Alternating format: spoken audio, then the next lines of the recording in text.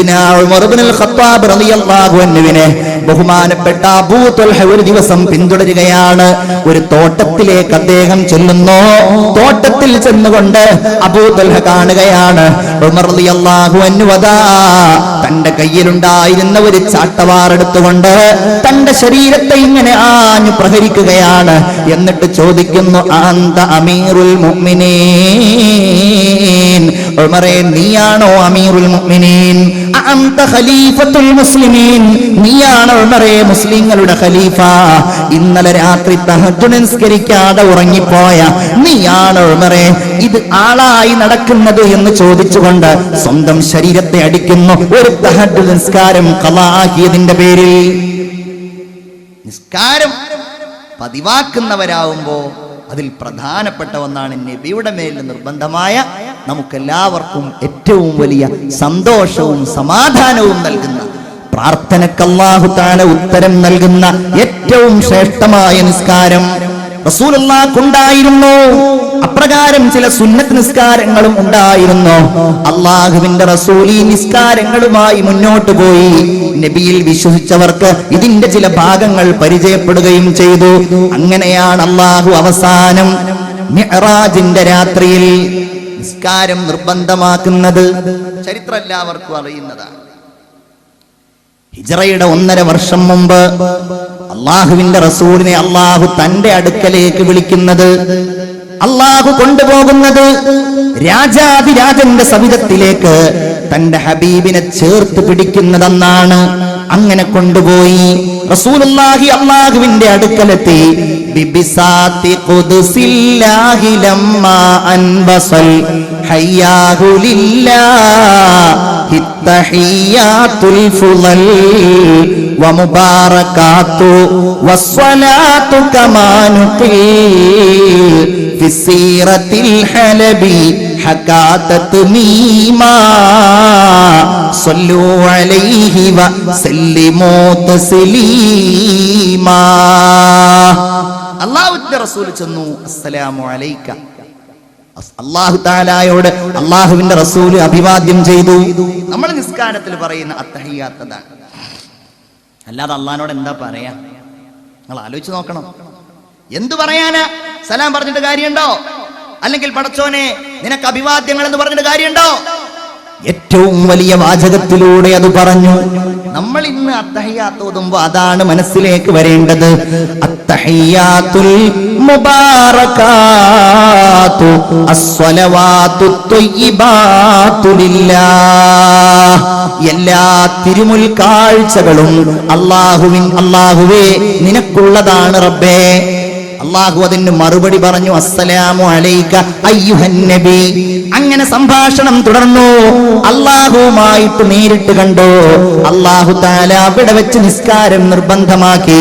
എന്റെ പ്രിയപ്പെട്ടവരെ, ബാക്കിയുള്ള എല്ലാ കർമ്മങ്ങളും വഹയ് മുഖേനയാണ് അള്ളാഹു നിർബന്ധമാക്കിയതെങ്കിൽ ഇത് മാത്രം അള്ളാഹുവിലേക്ക് വിളിച്ച് ആകാശ ലോകത്ത് വെച്ച് അർശിന് മുകളിൽ വെച്ച് അള്ളാഹുവിന്റെ എവിടെയാണോ അവൻ ഉദ്ദേശിച്ചത് അവിടെ വെച്ചുകൊണ്ടാണ് അള്ളാഹു തആല ഈ നിസ്കാരം എന്ന കർമ്മം നിർബന്ധമാക്കിയത്. ആവേശത്തോടെയായിരിക്കണം നാം ഓരോരുത്തരും അത് നിർവഹിക്കേണ്ടത്. അല്ലാഹു തൗഫീഖ് നൽകുമാറാകട്ടെ. അശ്ഹദു അല്ലാ ഇലാഹ ഇല്ലാ അസ്തഗ്ഫിറുല്ലാഹ് അസ്അലുകൽ ജന്നത വഅഊദു ബിക മിനന്നാർ. നോക്കൂ നിങ്ങൾ, ഇതുപോലൊരു കർമ്മം, നിസ്കാരത്തിന് മുമ്പുള്ള വുളൂ പോലൊരു കർമ്മം വേറെ ഏതു മതത്തിലാണ് പ്രിയപ്പെട്ടവരെ ഉള്ളത്? ഏറ്റവും ശ്രേഷ്ഠമായ ഒരു കർമ്മം. അത്തുഹൂറു ശത്രുൽ ഈമാൻ. ഈമാനിന്റെ പകുതിയാണ്, ഏറ്റവും പ്രധാനപ്പെട്ട ഒരു ഭാഗമാണ് ശുദ്ധി എന്നാണ് ഇസ്ലാം പഠിപ്പിക്കുന്നത്. ഇസ്ലാമിൽ വൃത്തിയുടെ വലിയ പാഠങ്ങളുണ്ട്. ഇസ്ലാം വൃത്തിക്ക് വലിയ പ്രാധാന്യം നൽകുന്നു. ശാരീരികമായ ബാഹ്യമായ വൃത്തിയും ആന്തരികമായ വൃത്തിയും. വൃത്തികേടിനെ ഒരിക്കലും ഇസ്ലാം ഇഷ്ടപ്പെടുന്നില്ലല്ലോ. അല്ലാഹു തആല ഭക്ഷണം കഴിക്കാൻ പറഞ്ഞ കൂട്ടത്തിൽ പറ്റാത്തതുമുണ്ട്, കഴിക്കാവുന്നതുമുണ്ട്. അല്ലാഹു തആല ഉപയോഗിക്കാൻ പറഞ്ഞ കൂട്ടത്തിൽ പറ്റാവുന്നതുമുണ്ട്, പറ്റാത്തതുമുണ്ട്. എന്തേ കാരണം? ഒന്ന് വൃത്തിയുള്ളതാണ്, മറ്റൊന്ന് വൃത്തികേടാണ്. അറുത്ത മൃഗങ്ങളെ ഭക്ഷിക്കണമെന്ന് പഠിപ്പിക്കുമ്പോ ആ അറവിലൂടെ ആ മാംസത്തിന് ലഭ്യമാകുന്നത് വൃത്തിയാണ്. അതിന്റെ രക്തത്തിലൂടെ ഒഴുകിപ്പോകുന്നത് മനുഷ്യന്റെ ശരീരത്തിന് ഹാനികരമാകുന്ന എല്ലാ വൃത്തികേടുകളുമാണ്. പന്നിയുടെ മാംസം ഭക്ഷിക്കരുത് എന്ന് പറയുമ്പോ ആ പന്നി വൃത്തികേടുള്ള മാംസങ്ങളാണ്. ആ പന്നി കഴിക്കുന്നത് ഏറ്റവും വൃത്തികേടായ മാംസങ്ങളാണ്. ആ പന്നി കഴിക്കുന്നത് ഏറ്റവും വൃത്തികെട്ട മനുഷ്യന്റെ കാഷ്ടമാണ്. വൃത്തികേട് എന്താണോ അതിനെ ഇസ്ലാം മാറ്റിവെക്കും. ഈ അടുത്ത് ഇസ്ലാമിലേക്ക് കടന്നു വന്ന ഒരു സഹോദരൻ തന്റെ അനുഭവം പറഞ്ഞത് ഇങ്ങനെയായിരുന്നു. കടന്നു വരാനുള്ള കാരണം പന്നി എന്ന് പറയുന്നത് പല ആളുകളുടെയും ഭക്ഷണത്തിന്റെ ഒരു ഭാഗമാണ്. അല്ലാഹു തആല കാത്തുരക്ഷിക്കുമാറാവട്ടെ.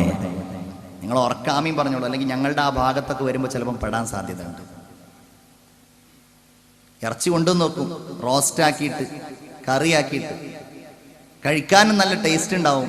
കഴിച്ചു കഴിഞ്ഞിട്ട് അന്വേഷിക്കും, ഏതാ നല്ല രസമുണ്ടല്ലോ. അപ്പോഴായിരിക്കും പറയാ സാധനത്തിന്റെ പേര്. സുഭിക്ഷാണ് അവിടെ. ഹോട്ടലുകളിലൊക്കെ പ്രത്യേകം ചില സ്ഥലങ്ങളിലൊക്കെ, പ്രത്യേകിച്ച് എറണാകുളം ജില്ല, കോട്ടയം ജില്ല, പത്തനംതിട്ട അങ്ങോട്ട് പോയാൽ അവിടെയൊക്കെ ഹോട്ടലുകളിൽ വിളമ്പപ്പെടുന്ന ഒരു വിഭവം കൂടിയാണിത്. അങ്ങനെയുള്ള മാംസം ഈ അടുത്തൊരാൾ ഇസ്ലാമിലേക്ക് കടന്നു വന്നിട്ട് അതിനെക്കുറിച്ച് പറഞ്ഞത്, ആ മാംസം എന്തിനാണ് ഇസ്ലാം നിഷിദ്ധമാക്കിയത് എന്ന കാര്യം ഞാൻ പലപ്പോഴും ആലോചിക്കാറുണ്ടായിരുന്നു. എന്തിനാണ് ഇസ്ലാം അത് നിഷിദ്ധമാക്കിയത്?